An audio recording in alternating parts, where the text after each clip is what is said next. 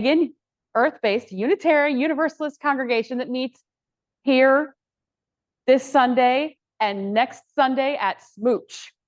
So this is our last ritual in this space. That's a very good question. I don't have the address off the top of my head, but it's on the website. Well, Smooch is Shawnee Mission Unitarian Universalist Church. They have a building off of Flum in 95th and Flum. 95th and Flum in Lenexa. But we'll be meeting at the same time as we normally do there in their multi-purpose room. There is information on the website about our move, and the website is GaiaCommunity.org. Your ritualists for today are myself, Jamie, and Matt. And as part of our work today, we'll be doing a variety of things that are centered around the fact that we are in fact moving. One of the things we're going to be doing is we are going to be gathering up the essential Gaia-ness of who we are. And we're going to do that through a variety of game-based activities. We're also going to lay a blessing on Ubuntu Village as we leave. So those are the two main things we're going to do.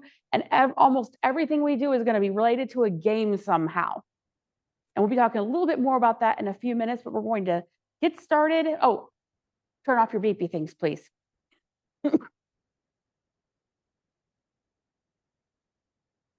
put them in a non-beeping state. Or put them in a non-beeping state.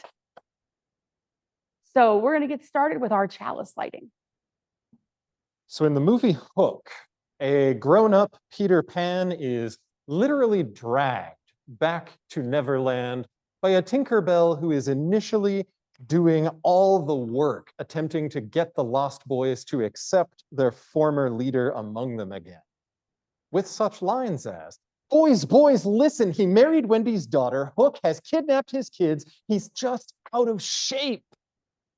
We have to make him bangarang. Rufio, you're the best with a sword. Please teach him. We have to make him remember." No, he can't do those things. He can't even play simple games. Hook has got his kids, and I've got 3 days. 3 days to get him ready to fight, and I need everybody's help. Ultimately, it is Peter rediscovering how to play that changes the world around him, allows him to thrive, and ultimately save his children. We light our chalice today reminding us to play.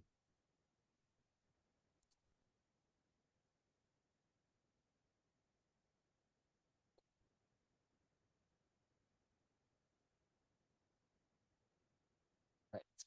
It's going to go. It's just going to take it a second because it's brand new. And if we have to light it again, We'll light it again. we'll light it again because it looks like maybe. Oh, nope. Yep. It's got to heat up the wax. It wasn't a natural 20, alas. Right?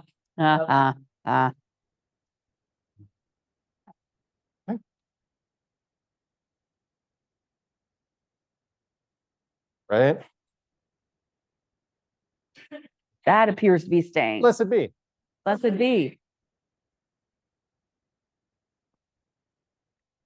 As we prepare to relocate this congregation, we acknowledge that we have given of our dreams, our power, and ourselves to this place. We ask you, the Morrigan, to join us, stand with us, and empower us as we reclaim what has been given away and leave a blessing in its place so that we may acknowledge the land that has held us, even as we prepare to move that which makes Gaia Community a community of spirit and power to a new home. We offer you sweetened milk in welcome. Hail Morrigan.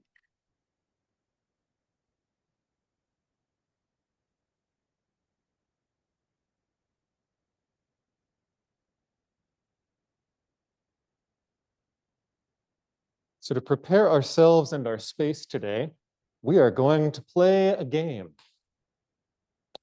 It's a game of very few rules, most of which are going to be invented by us.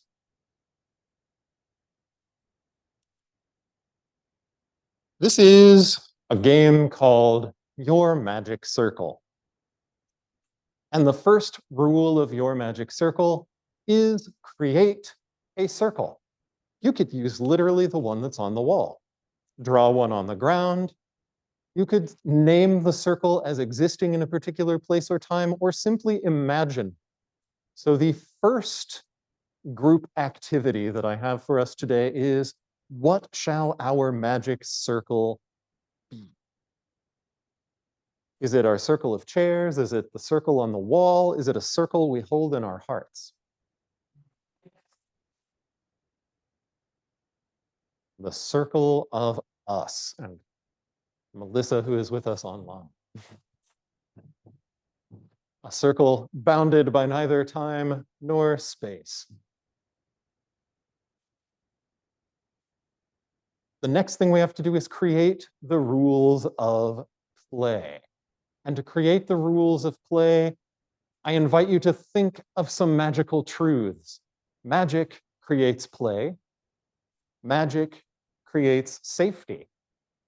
Our magic stays within the circle, or does it? Our magic can transcend time and space.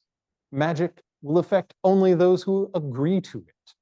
We can accept all of these, reject all of these, whatever you would like to do, and you're free to add more.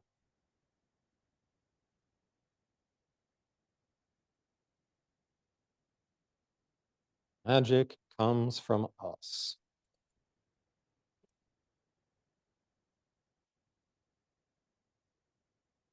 At any time, we can change the rules, the meaning, or the goals of our magic circle. The borders could be hard or permeable. The circle can be bigger or smaller. You might split off and be your own circle of one and come back to the main circle.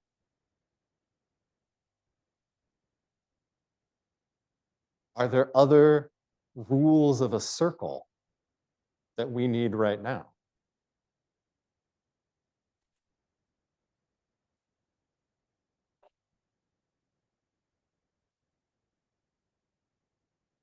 And for the work we are doing today, I would agree that permeable is going to be a lot easier. Because if we make them impenetrable, when we spread out, that's going to get really awkward, which doesn't mean we can't do it. But we might have to go get another tool out of the closet. You live in America, so let me recap what we have said about our circle so far. The magic goes where we want it to go. The magic comes from us and radiates out from us. Magic is everywhere and can be directed by us. The circle is impenetrable to those who would harm us. And I believe we have opted to retain, for now at least, all of the magic truths. So I want you to take a moment and acknowledge everyone who is with us physically, everyone who is with us in the aether,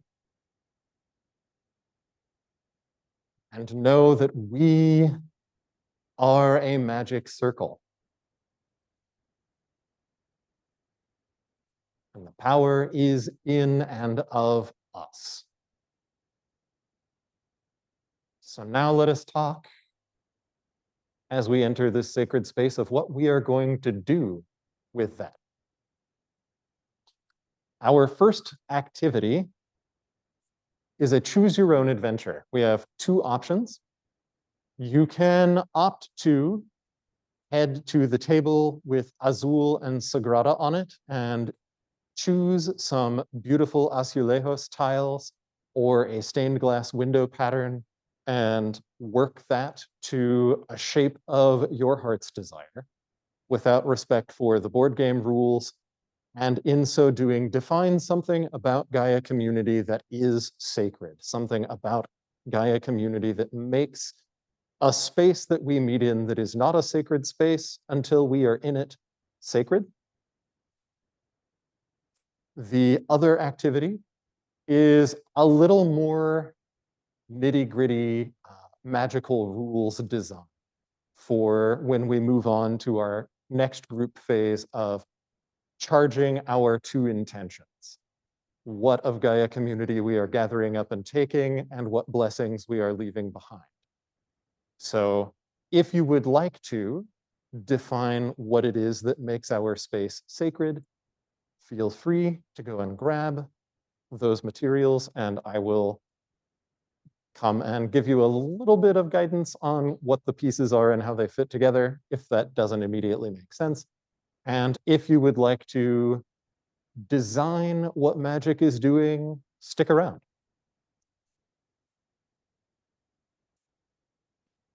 If you want to do both, grab some components and bring them back over.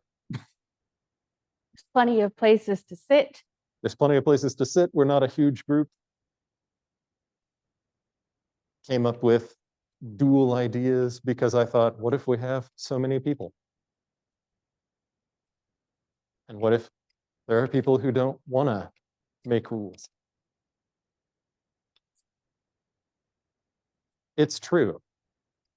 So Azul is a game that's typically played on one of two sides. This is the predetermined pattern side, and this is the make your own pattern side.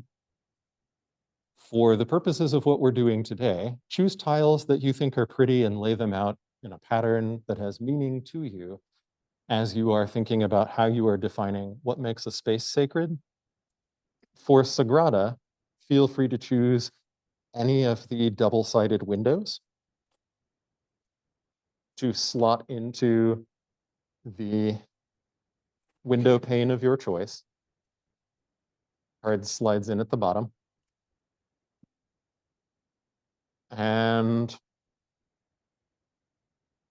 if there is a number printed on a spot, that number on a die needs to go there. And if there is a color in a spot, that color is part of the pattern. But that's the only part of the rules that I would suggest worrying about, because it's about making something beautiful while you're defining an aspect of sacredness. And I think between the two options, there might be enough components for everyone who has expressed an interest in this adventure. Yeah, you can do either side. In the regular game, you'd be choosing based on the difficulty. Just rotate that 90 degrees. That's the step. Of course, I chose one of the difficult ones. I may just ignore the rules entirely. I was going to say, it's really just there as a color guide. To define something that is Gaia. A way in which we make our space sacred in making the object. And those are actually the tiles for the other game. So that's for the translucent dice. Rules makers. We have a few things to define, and I'm going to check in on our chat. Nothing going on in the chat. The ultimate goal of what we're doing is playing a game to name an intention for either blessing this space or gathering up a Gaia thing. And a way I thought we might do that is name an intention, and if you win a trick or a whole game, you can then place your intention into the bowl. But how will we take those gathered intentions and turn them into something? Is the first part of the magic that I wanted to leave up to everybody. Is how are we gathering things up, and how are we deciding what we do with our packed energy? Is it something we're going to beam towards Smooch today? Is it something that we should pack in and unpack magically at the ritual on September 5th? That's our first real ritual there. What do we want to do? 10th. That's okay. I will probably be saying it again in just a moment. I wanted to let Aurelia and Katie start mulling it over because they'd been waiting patiently while I was talking about the other thing.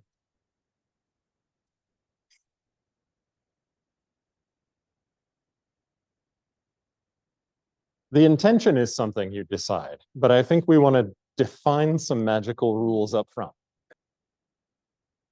Now, let me lay out the world building thoughts one more time, because a lot of people were focusing on sacred space building the first time, and that's pretty great.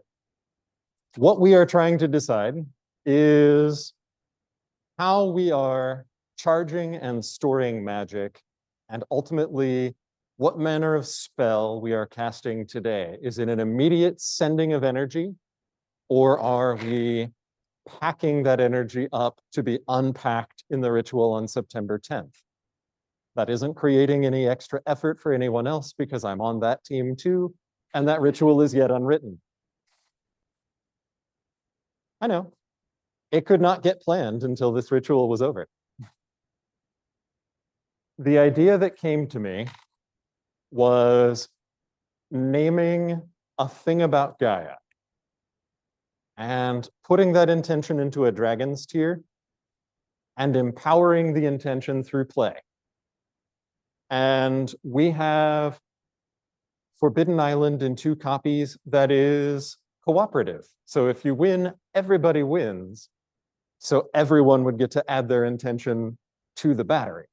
Or we have some competitive games that break very easily into tricks, that anytime you win a trick, you could empower an intention, if you wanted it to go that way. Or should intentions only be empowered by winning a whole game? There's nothing here that should take longer than 20 minutes. So you should be able to play at least 2 games, no matter what.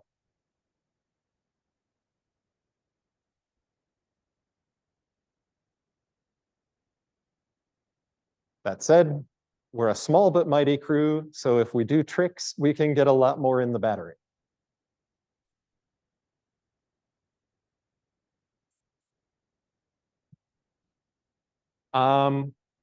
There is one game that I think 2, 4, 6, 8, 10. Yes, Sushi Go would actually play everyone here. It goes to 10.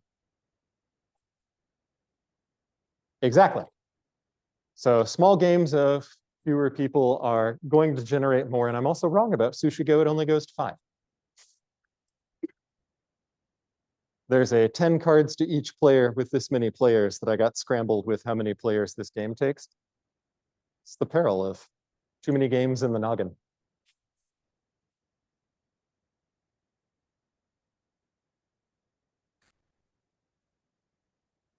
All right, so it sounds like we're in favor of empower by trick taking. We have some options for what we could make a vessel for the battery of dragons tiers. These are created by our friend Carol, also known as Divine Illuminations, out there in the internet. We have a reddish blackish Lego that is very Morrigan. We have a super bright yellow Lego that is very communication, air, energy. We could pour the energy from today into either of these or both. What do we think?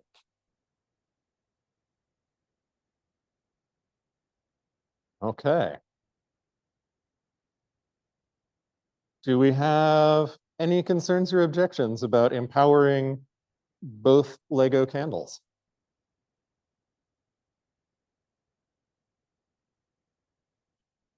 Then that might be the way we go. When we empower those, how are we going to transfer energy from our collected dragons tiers to the candles?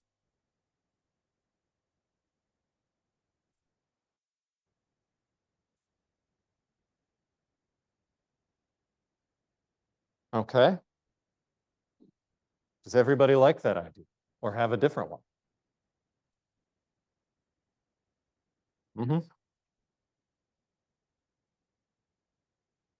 Okay. and then light the candles so that it moves with fire. Okay. All right. So that's all gathering up Gaia-ness to take with us. How do we want to work the magic for things people identify as a blessing for this space?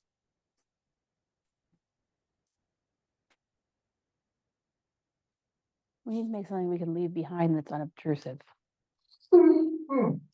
Okay.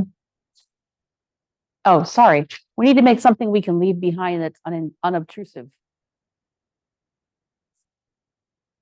Maybe? I'm not sure.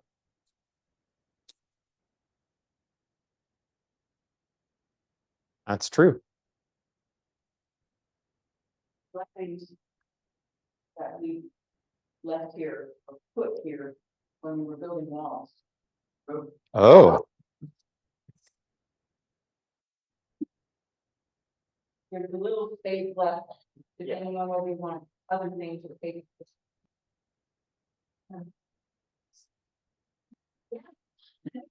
I thought that was sealed in a wall. I didn't know it was available.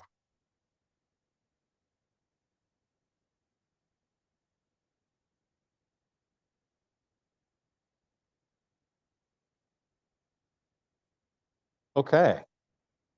So if you have an intention for blessing the space, it will go in the sacred Altoid tin. Just to avoid accidentally magnetizing the plate forever. I don't think they're that powerful of a magnet, but one never knows. All right.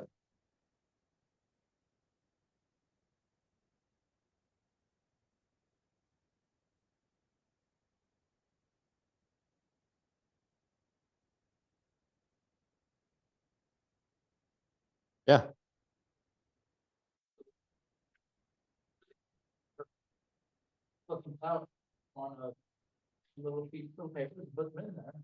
Yeah. There are some beautiful little cards that I can get out of the closet that should fit in there.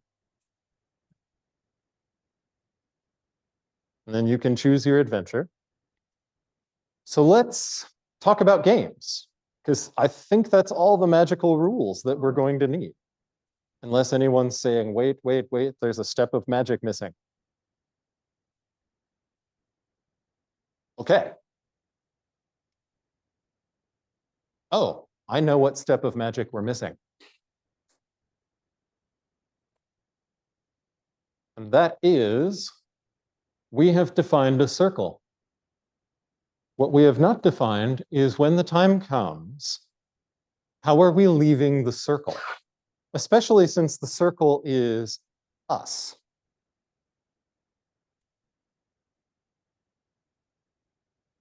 Yeah. So we use our standard liturgical closing words to carry the circle with us in our hearts, but not stay in it right now. Okay.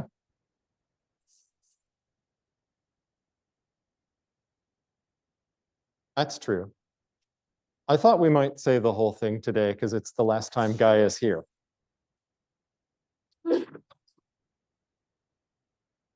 And yeah, it's the last time here. Why not say the thing? Cool. That then is everything we need to define, although errant. So how should we purify? By what means? With what technology? It is never a bad thing to be the person who says, wait, I think it's in my bag.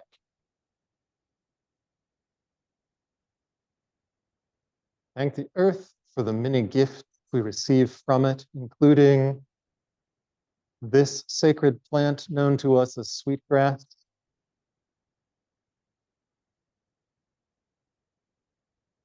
As I come around with its smoke, allow that smoke to carry away the mundane concerns of everyday life. and prepare you to give of your kindest and your best and highest intents to the magical work we have defined to undertake.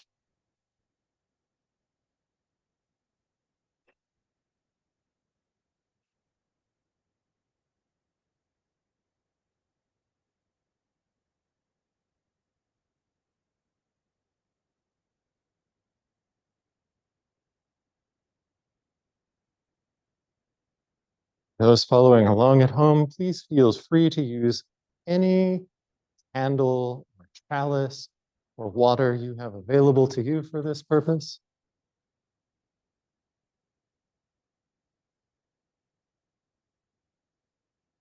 We are ready for magical work. Blessed be. Blessed be. Before we begin our spell work, I'd like to collect what everyone has defined as sacred with their sacred art and put that on a list so that we have that for the future as well. So if you have made a sacred art object in defining what makes sacred space with Gaia,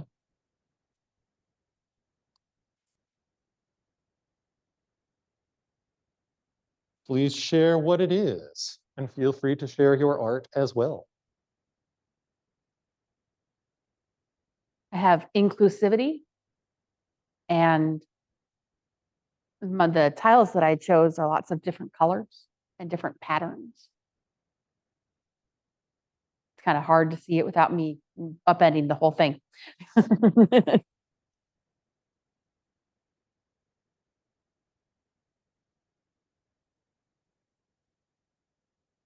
Apologize. I remembered just now that I didn't set up the room. Thank you. I chose bright colors and variety of colors because I adore color. The die I chose represent all the numbers on a die as a way of indicating both the richness of color and the inclusiveness. Nobody's left out. They're all connected because numbers are all connected. I'm done. Oh. May I suggest that for those of us who didn't have the mic, for Jamie and Khalil, they say they describe their creations again for the with the mic on. I have a mic, so just Khalil. Is this on? Okay. Hello. So my creation, I call it the spirit world between evil and peace. These black and blue ones represents the evil spirits that's kind of like holding us back from what we want to do in our lives. The red represents of love of people that you're close to, who's most curable. And my phone is ringing, but I don't care. The blue ones, I love blue because it represents of courage and who's the person to encourage you and do most great things. And the peaches one, it represents sweet. So like which ones are your loved ones and who's your sweethearts? And my sweethearts are my family.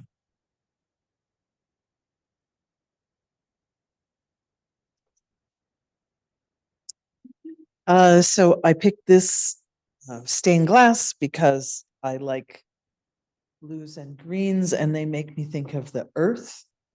I have the colors for the elements, yellow for air, red for fire, blue for water, green for earth, and then purple for spirit. Each number is shown several times. If you add up the rows, you get 4 and 16 and 13 and 20 and 8. And if you add them across, you get 19, 17, 13, and 11. So I think of those in the past when we have done series on different major arcana of the tarot. So we'll take all the numbers with us. So I want everyone to be able to see it if you can. Melissa, I'm sorry. In the very center, this is putting a circle in a square. In the very center, there wasn't green over there, so I used blue to represent Gaia Community, to represent Gaia herself. And then a circle of yellow goes around it, because yellow for community, which we established with that yellow candle up there, for comfort and community. And then I surrounded it with black because black makes me think of protection, especially working a year with Morrigan. But it has blue in each of the blacks, because the best way to protect yourself is through peace. And blue reminds me of peace as well. And they're not solid circles because there's a lot of people not here. And we will hopefully be welcoming a lot of new people. So the circle is able to take more people in. Permeable, they get into the yellow bit. So worship with us into the productive circle. Yeah. And that's what Amazing thing of the earth, the light of the sun, it's founded by the universe.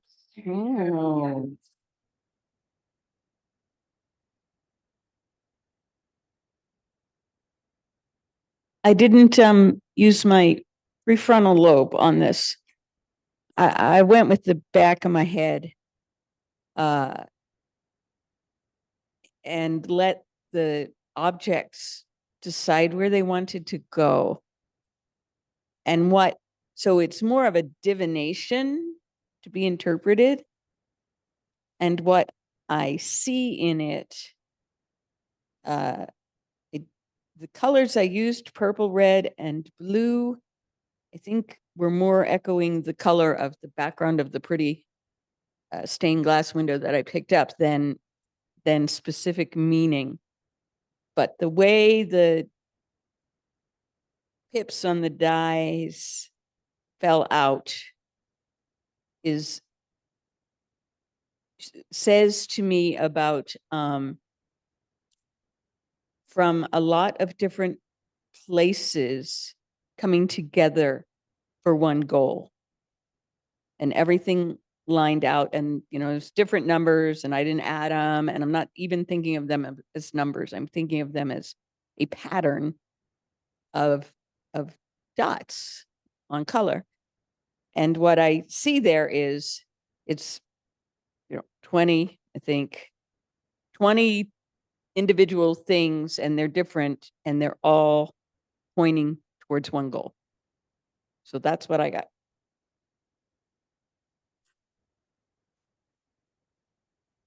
It's a lot of beautiful ways for us to make our space sacred, constructing it as we do time after time.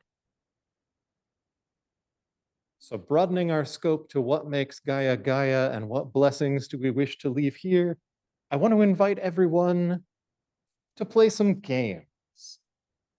And we have a variety of games for you to choose from.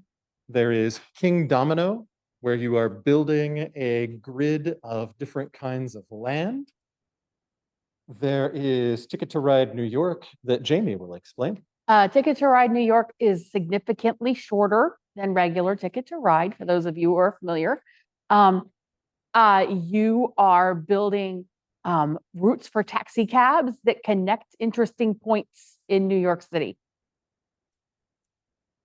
Forbidden Island is a cooperative game for 2 to 4 players, where you are attempting to race the clock of a sinking island to gather up 4 treasures and get out.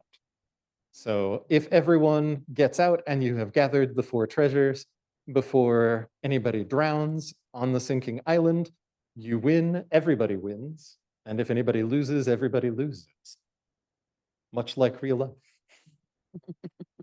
Dungeon Mayhem is a game for 2 to 4 players where you are a person with a deck of cards and you do what it says on the cards and you try to beat up the other people. It goes very fast. Sushi Go is a pick and pass game of set collecting where you are choosing adorable pieces of sushi, trying to make the most wonderful meal. Flux, which we have in both the original and Monty Python flavors, and the math flavor, is a game that the rules will change as you play, because there are cards that say, this is the rule now. So I can't really tell you what that game is because it will change almost immediately. And the last game that we have is one that I am going to hope I am pronouncing correctly when I say Nasi. This is a game from the makers of Coyote and Crow, the role-playing game by indigenous people. And this is an in-universe game for Coyote and Crow. It is a push your luck gambling game where you roll dice and have the option to take penalty dice to continue rolling to build either a longer streak or a larger set of the same number. All of the dice are 12-sided, rolling white dice and having black penalty dice, or white coyote dice, black crow dice. It has wonderful little turn summaries so that if none of that made sense, you can park what you're doing right in front of yourself. So if any of that sounds like a thing you would like to do, please see if anyone else is looking at the same thing. King Domino. King Domino, you are creating your kingdom out of dominoes like tiles, and you get points by having contiguous land. So connecting lots of water will get you points. There are also plots of land that have crowns, and those are multipliers. So if you connect lots of water and there are 4 crowns, it's worth 4 times as much as just connected water. You can get some pretty high scores in this game. And the art is a lot of fun. There are actually 2 copies of King Domino up here. One of them is just the regular base game, and the other one has an expansion attached to it. Both Matt and I are going to be circling the room and helping everybody learn how to play the games. So even if you didn't catch on to what was just said, not only are the rules in there, but people who can play these games are here.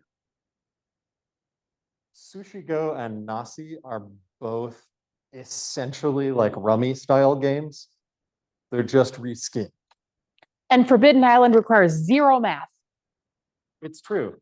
Forbidden Island is a game where you have on your turn the opportunity to perform 3 actions. To move is an action, to collect something is an action. And there's a deck of cards that you flip as things happen. If the waters rise, the waters rise. And then you turn over a number of cards to see what's going underwater. And if it's already underwater, when you turn that over, that tile goes away, and then it gets spicy. So these games are a lot of fun. Yeah.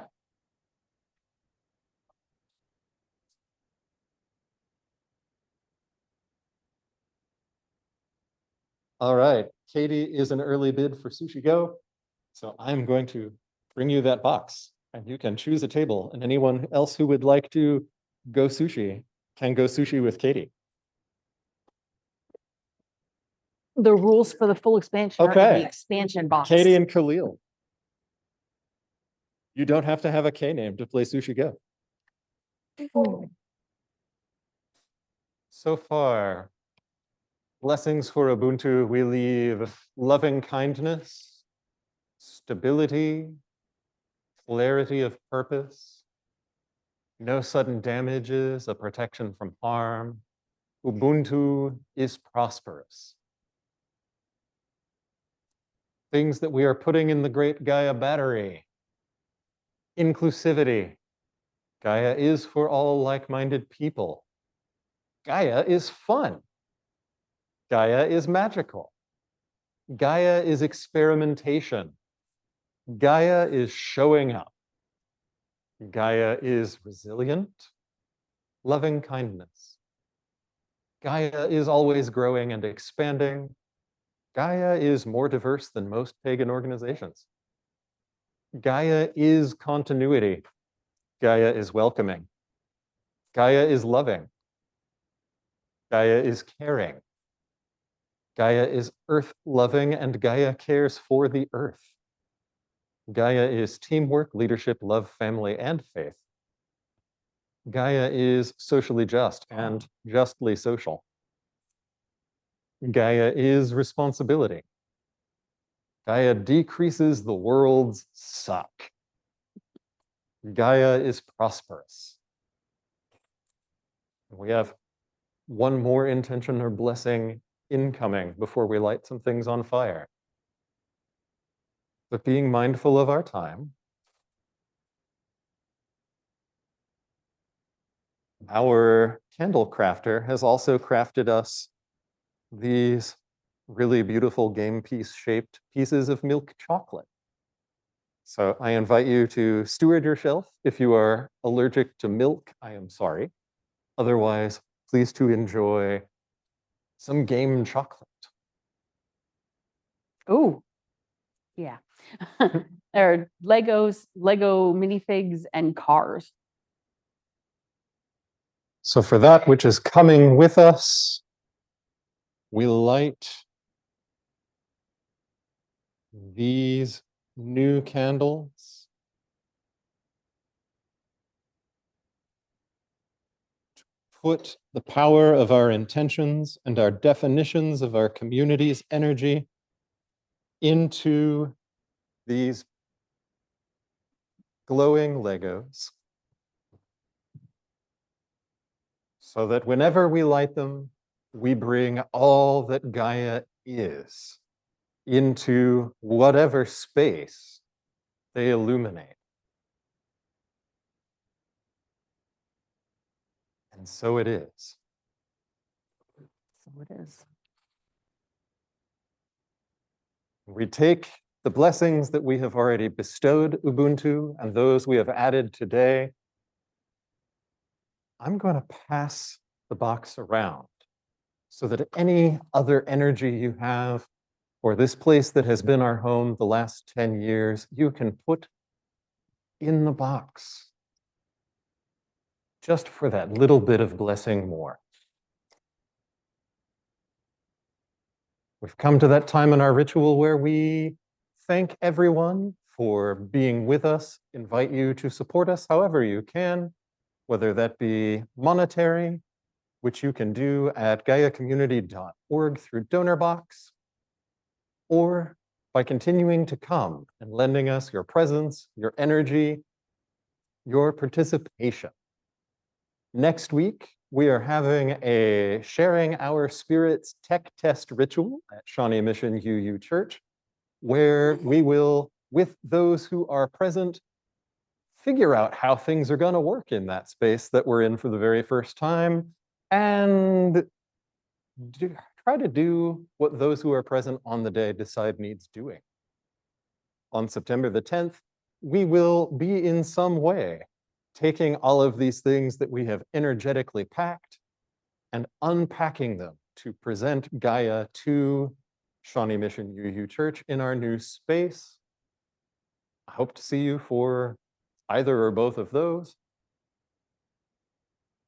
Friday night is the ritual teams meeting for those who are on ritual teams, though it is an open meeting should anyone care to join us on Zoom. Friday at 7. Yes. What day? Zoom. What day are we packing the closet? We are packing the closet tomorrow. Tomorrow at 7. And then Saturday Saturday morning at 9. At 9, we are moving stuff out.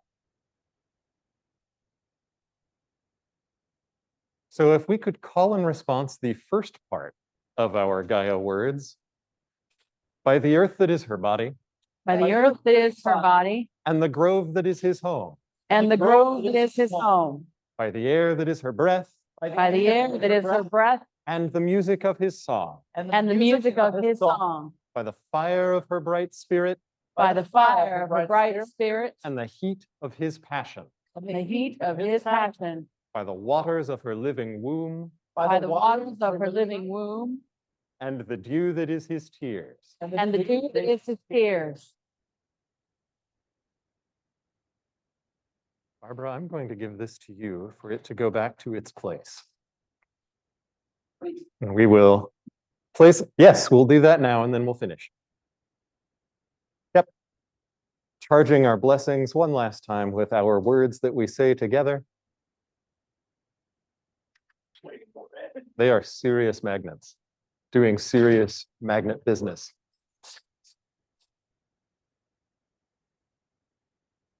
This circle is open but unbroken. May the peace of the goddesses go in our hearts, and the dance of the gods enliven our days. And may we care for the earth and each other, because our lives depend on it. Merry meet, merry part, and merry meet again. Woo! Thank you all for coming.